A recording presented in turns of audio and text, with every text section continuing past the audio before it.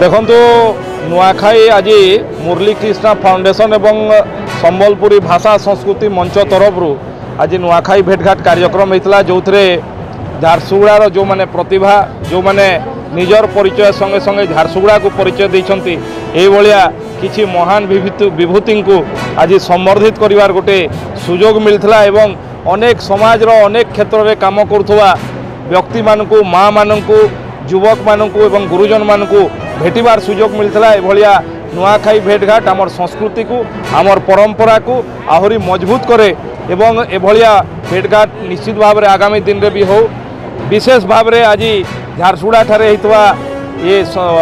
नवरात्र प्रथम दिन में मु समस्त को पुणी थे शुभेच्छा जनाऊँगी एवं झारसुगुड़ा गोटे सुंदर झारसुगुड़ा सुरक्षित झारसुगुड़ा सुस्थ झारसुगुड़ा प्रदूषण मुक्त झारसुगुड़ा गठन पर आम समस्ते संकल्प नेबा बोली आज ये नुआखाई भेटघाट होती।